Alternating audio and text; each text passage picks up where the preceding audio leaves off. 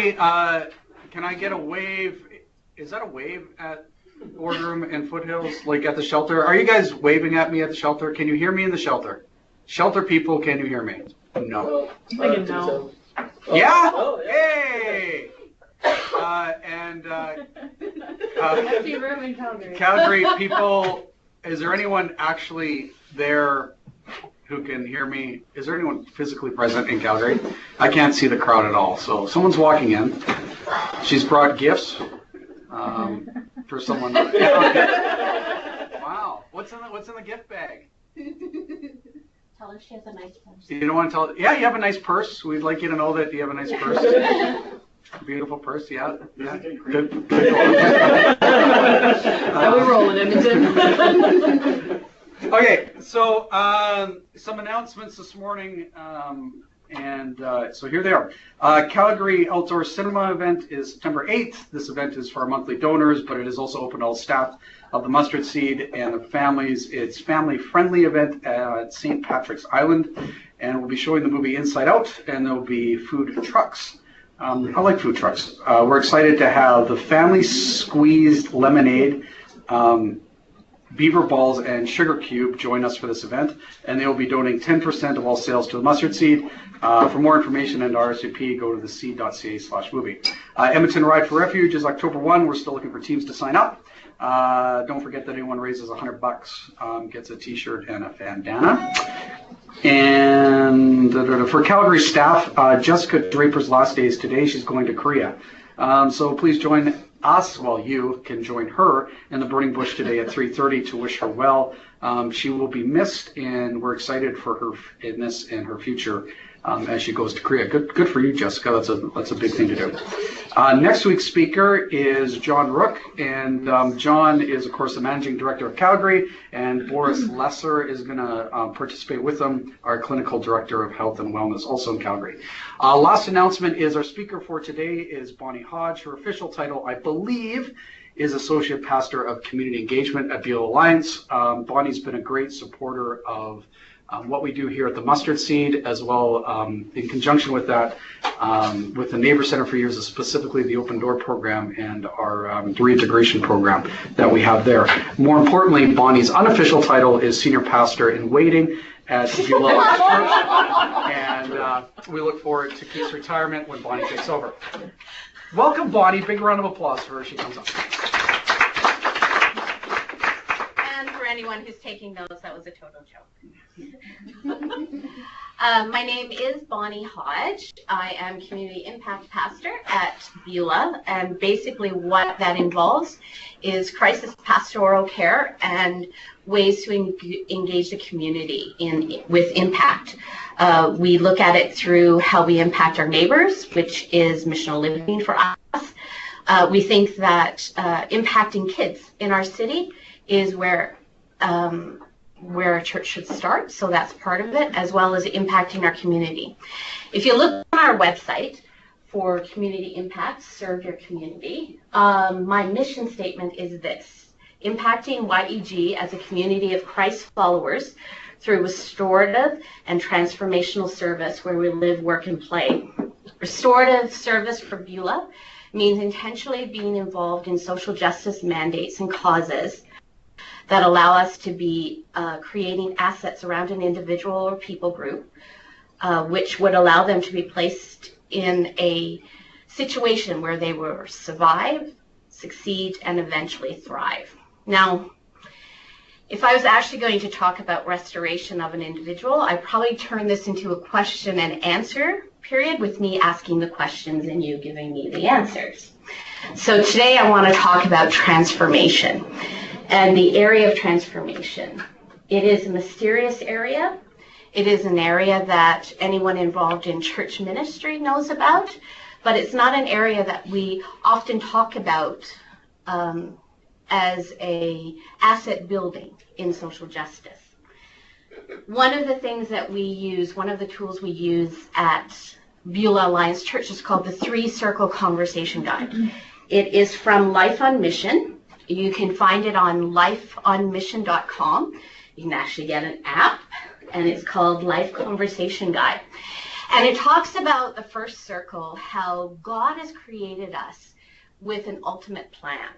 That God's design on me as an individual and as humanity is that I would be everything that he created me to be, uniquely, intelligently, personality-wise, community-wise, in all ways, that he has created me with plans and purposes. But because of sin, whether from humanity or my individual choices or the choices of others or situations, has caused brokenness. Brokenness in my relationship with God and brokenness in my relationship with others, as well as with my very soul. As a person, an individual, I then try and strive to find all of these different ways to heal this brokenness. And when I try to do that outside of myself, we sometimes call it self-help. We sometimes call it patterns. We sometimes call it cycling. It depends. Some of us have good patterns, good habits, and then some of us have patterns that literally help us create the same mistakes and habits over and over and over. When we're created with God's design and purpose, and because of sin, whether individually or through humanity, brokenness has happened, we need to first look at how do we heal the brokenness between God and individual.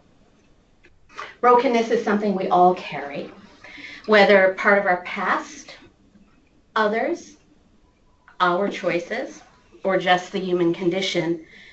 It's all a part of us, each and every one of us.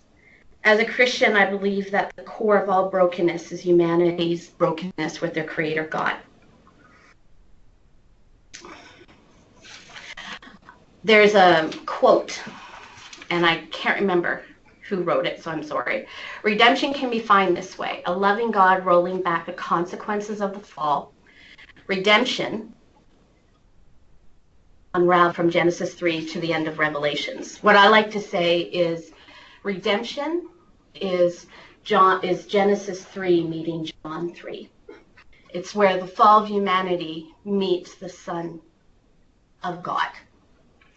And that is redemption. But what is transformation? Transformation is not something I can create in someone, and it's not something I can bottle up and give to someone to experience. I remember my first Christmas here in Edmonton at Beulah, just 2 Christmases ago. And I had a young man come in. In fact, he had been turned away from Foothills Center because he went there as one of my volunteers. He was just a stranger and wanted to know what he could do for Christmas to help some others. And he got turned away because he was intoxicated. And I was on call because I was new staff. And it was Christmas. And I spent Christmas Day, Christmas Eve, Boxing Day, and the next day with him. It literally took him probably 3 days to come down from his binge. He was not a follower of Jesus. He was not a member of Beulah. He was someone who someone had told about Beulah. And he was devastated because he had lost the visitation rights with his kids. And this was his first Christmas away from his children. And because of old patterns and old habits, for him, when he felt hurt, when he felt in pain, when he felt lonely, he then fell back into alcoholism. He came to know Jesus that week, and it was a hard time for him. He did say the prayer. He did ask for forgiveness, but giving your life and will over to Jesus, I don't think is something that snap happens, everything is perfect, my life is happy ever after. He spent the next year in Celebrate Recovery. He also spent a year going through a step study with Celebrate Recovery with 9 other men. He had a sponsor, he had accountability. This past year, he got his visitation rights issued back to him for his kids. And he's a functioning member of one of our mid-sized communities for 2 and single families. 2 and single parent families. He was supported through a spiritual discipline, through Celebrate Recovery. He was celebrated as well as supported through community. And he had a great desire to change, a great desire not just to change, but to meet God. And in the middle of all of that was the Holy Spirit at work in him. And we call that the triangle of transformation. James Smith, he wrote The Good and the Beautiful God. If you ever get a chance to read a book, this is one of them. Says, when the Spirit has changed our narrative sufficiently, we begin to think differently. As a result, we begin to believe in and trust a good and loving God who is strong and powerful. And as we engage in social training exercises, especially in the context of community, our confidence that God is at work in us and among us increases. This creates an inward change that manifests itself in outward change behavior. Basically, the triangle of transformation says that if we think the things Jesus thought, the narratives found in Scripture, if we do the things Jesus did, spiritual disciplines or soul training or whatever you want to call it, and spend time with believers like Jesus taught us to do, which is community, then we will be transformed, become like Jesus through the power of the Holy Spirit. We can do all this, every one of these things, and still not be connected to God and still not be connected to transformation. There has to be that thing at the core of us that chooses to turn our life and will over to Jesus. I have another story from Celebrate Recovery. We have a prison ministry at Beulah that's just beginning. It's been happening for around 1.5 years now. And one of the things that we want to do at Beulah is to become a transitional community of faith for people who are leaving the prison system and trying to find a place of faith where they will be accepted. So this young lady in her mid-30s was in maximum move to medium. She started attending our services with guards and then started attending our weekly Celebrate Recovery again with guards. And within that time, I was able to do some pastoral moments with her, some pastoral prayer, but as well getting to know her. And one of my pastoral moments with her was a conversation we had. She let me know that she was up for parole. I didn't know her background story at all. I choose normally, unless they tell me not to know. And we had a question. She had a question about what is the character of God and what does honesty mean? And as a believer who is now working on those spiritual disciplines and character issues, what does truth mean for her? She went up for parole. I didn't know what happened, but she lost her bid for parole. A couple weeks later, she told me the story. She had lied in court about her crime and her part in it and her the level of what her part was. When she went to the parole hearing, she started by saying, I have found Jesus. And because I have found Jesus, I believe that I need to make everything right, including with the court system.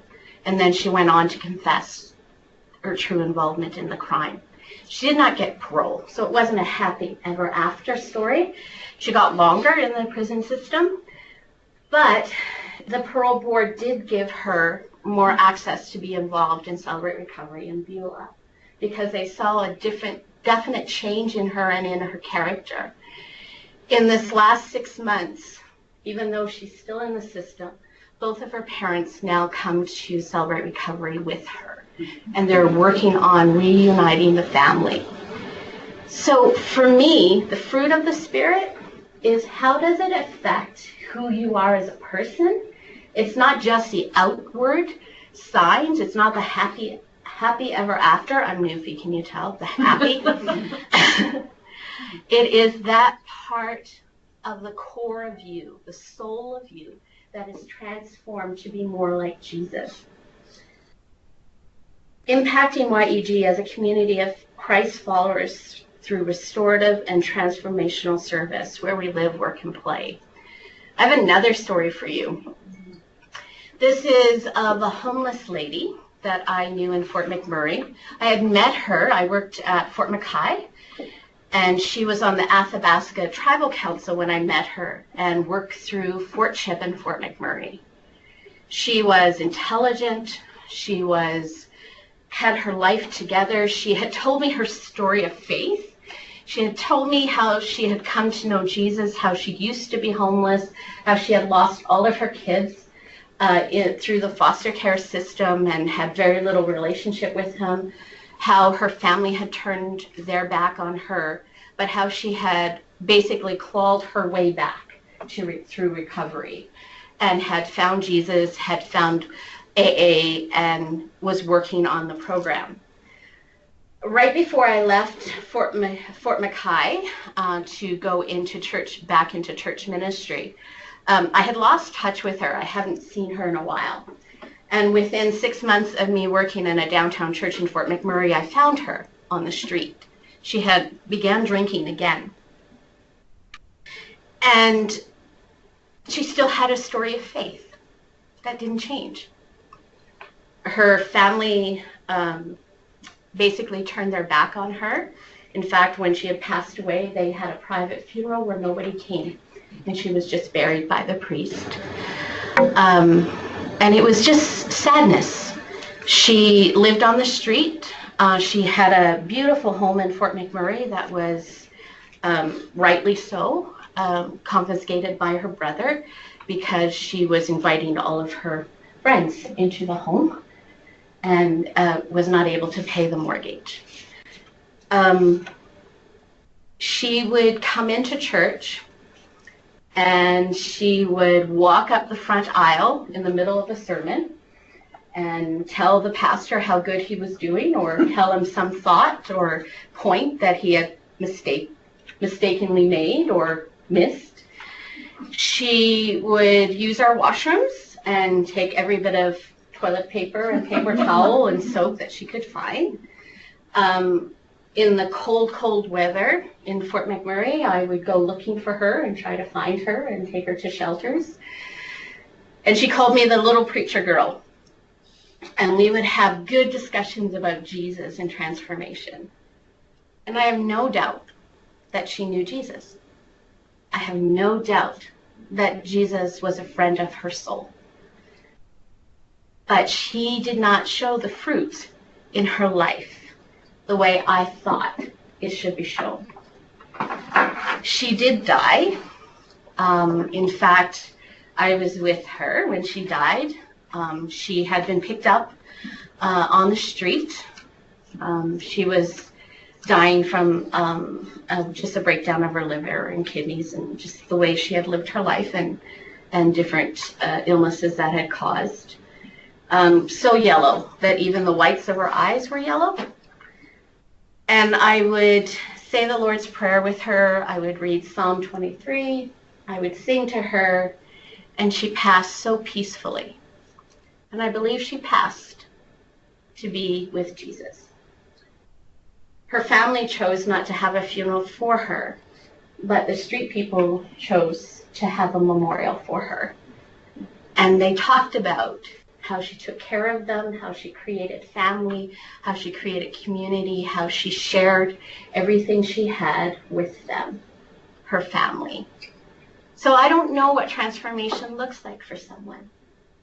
I cannot be inside the heart of a person, but I know Jesus is. So when we talk about transformational and restorative, I'm talking to a group of people who know the cycles, who know that part of recovery is relapse, who some people are trapped in brokenness, and even though they may know the truth of transformation and truth of who God and Jesus is, they still have not found true freedom. So I think for me, when we talk about transformation at Beulah, we're looking at where a person is right now, whether they're at a level 1, a level 2, a level 3, wherever they are on the spectrum. We just want to move them one step ahead to whatever that looks like. If they are in a place of addiction, we want to find them help. If they are homeless, we want to support systems within Edmonton that helps find them. If they're hungry, same thing. If they need clothing, the same thing. We can't be everything to an individual. But together, I think the church and parachurch organizations can help with the transformational and restorative together. And we meet people where they're at and allow God to work that out in their lives. There's a Lord's Prayer rendition that I'd like to share with you. And it says, "Our Father, who always stands with the weak, the powerless, the poor, the abandoned, the sick, the aged, the very young, the unborn, and those who, by victims of circumstance, beat the heat of the day or the cold of the night, who art in heaven, where everything will be reversed, where the first will be last and the last will be first. Hallowed be thy name. May we always acknowledge your holiness, respecting that your ways are not our ways, your standards are not our standards. May the reverence we give your name pull out of us the selflessness or the selfishness that prevents us from seeing the pain of our neighbor. Your will be done. Open our freedom to let you in, so that the complete mutuality that characterizes your life might flow through our veins, and thus the life that we help generate may radiate your equal love to all. On earth as in heaven, may the work of our hands, the temples and structures we build in this world, reflect the temples and structures of your glory, so that the joy, graciousness, tenderness, and justice of heaven will show forth within all of our structures on earth. Give life and love to us, and help us always to see everything as a gift.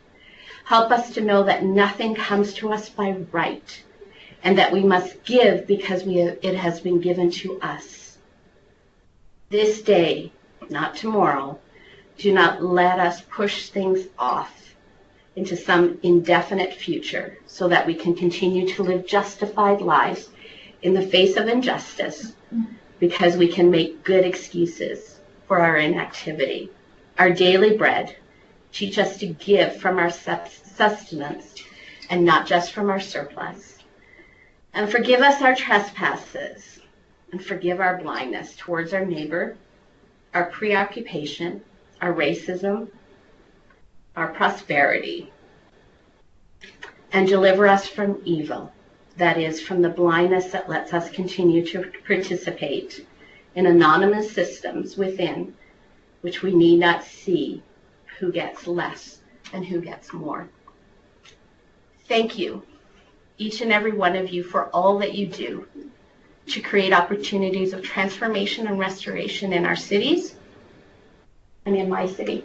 Thank you. Thank you.